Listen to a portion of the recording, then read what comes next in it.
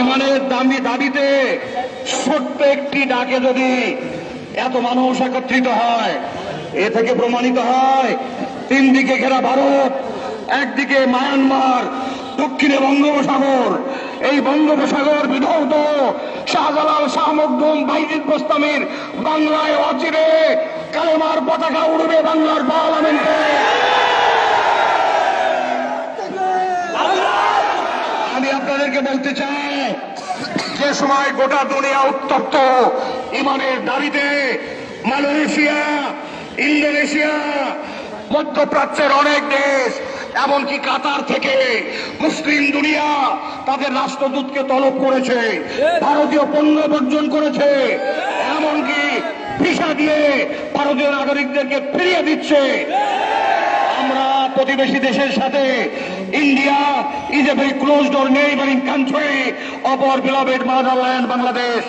ভারত বাংলাদেশের পরম প্রিয় প্রতিবেশী দেশ, কিন্তু নবীর কলিজায় আঘাত দিয়ে কোনো সম্পর্ক থাকবে না।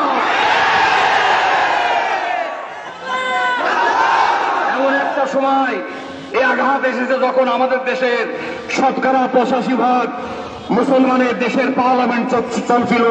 কি আশ্চর্য ব্যাপার! আধিপত্যবাদী দুনিয়াকে, সাম্রাজ্যবাদী দুনিয়াকে সন্তুষ্ট রাখতে গিয়ে 90% মুসলমানের বাংলার পার্লামেন্ট থেকে নিন্দা প্রস্তাব যায় নাই। দলীয় ঐতিহাসিকদের নিন্দা প্রস্তাব না দেওয়া হয়, তার বিচার করবে ইনশাল্লাহ। আগামী ইতিহাসের কাঠগড়ায় জবাবদিহিতা করতে হবে। আমরা শান্তি চাই, সংহতি চাই, সহমর্মিতা চাই, কাঁধে কাঁধ মিলিয়ে দলমত নির্বিশেষে বসবাস করতে চাই। কিন্তু কোরআন বলেছে,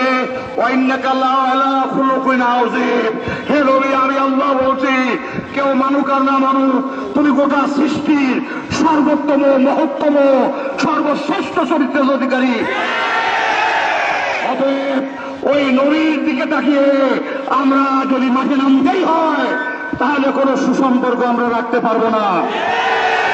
আমরা পরিষ্কার করে বলতে চাই, ভারতীয় দূতাবাস থেকে ইন্ডিয়ান অ্যাম্বাসেডর ভারতীয় রাষ্ট্রদূতকে ডেকে ভারতের এই রসুলের প্রতি যে Indian civilization, cultural and spiritual invasion, যে সাংস্কৃতিক এবং ধর্মীয়, নাগরিক, মানবিক যে আঘাত এসেছে মুসলিম দুনিয়ার বিরুদ্ধে, অচিরেই ভারতকে গোটা দুনিয়ার সামনে নত জানু হয়ে নুপুর শর্মার জন্য ক্ষমা চাইতে হবে। অন্যথায় নুপুর শর্মাকে ভারতীয় রাষ্ট্রদূতকে দেখে মুসলিম দুনিয়ার মতো এদেশকেও কৈফিয়ত তলব করতে হবে। আর বেশি সময় দেওয়া যাবে না। এই জন্য পরিষ্কার করে বলতে চাই, আমরা মুসলিম। রসুল আমাদের ইমানের অপরিহার্য অঙ্গ। নবীর উপরে ইমান না আনলে মুসলমান থাকে না।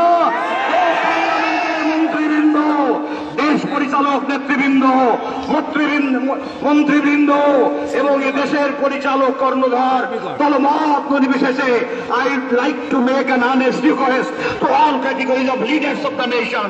আমি জাতির সমস্ত নেতৃবৃন্দকে অনুরোধ করতে চাই, আসুন ঐক্যবদ্ধভাবে কোরআনের পতাকা তলে সমবেত হয়ে জাতীয় ঐক্য গড়ে তুলে এভাবে যখন আঘাত আসবে, সম্মিলিতভাবে আমরা ইসলামের বিরুদ্ধে আঘাতের মোকাবেলা করব। আপনারা রাজি আছেন?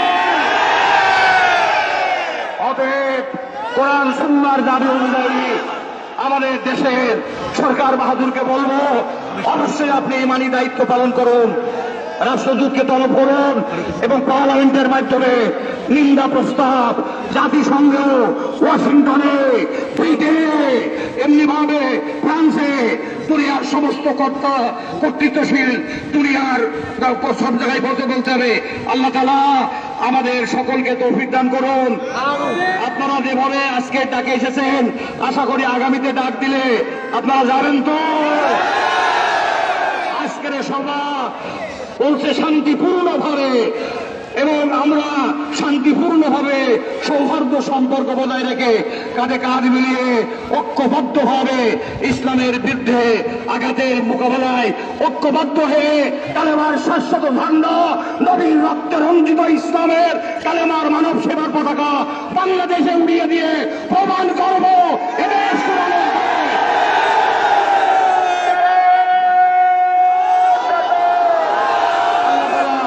আল্লাহ তাআলা আমাদের সকলকে কবুল করুন।